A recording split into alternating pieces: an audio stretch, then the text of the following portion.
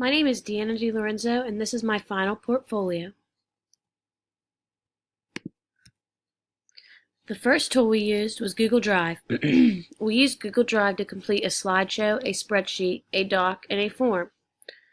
Docs is a free online tool to share docs with friends in an easy way. You can also do this with Google Slides, which creates slides, and Google Spreadsheets, which you can make spreadsheets with, and Google Forms, which creates free online surveys.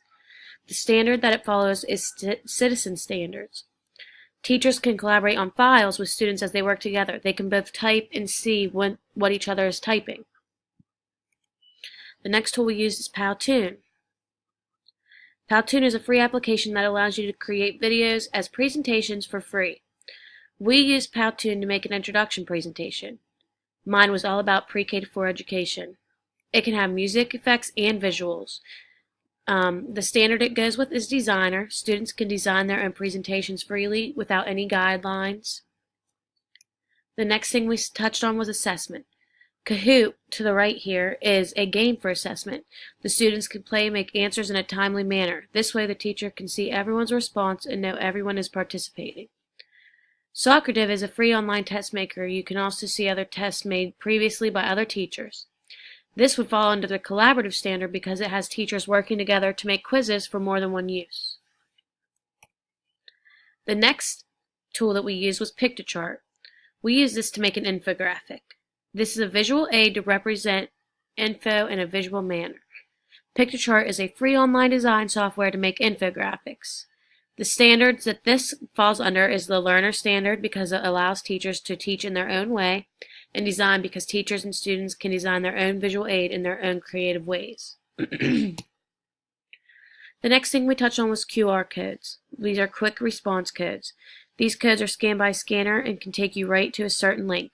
They grab attention and are simple to use. In a classroom, a teacher can put homework on this link or homework tutorial videos so that the parents can just scan the QR code and help their student with their homework at home. This falls under the facilitator standard and allows students to make their own QR code and take charge of their own learning. The next thing we touched on was a word cloud. A word cloud has a bunch of words and an image. The biggest words are the most important or most used. Students can create a word cloud about themselves to use certain characteristics that describe themselves. This would also go on design standard because students are designing their own word clouds, choosing their themes, and their particular colors and words.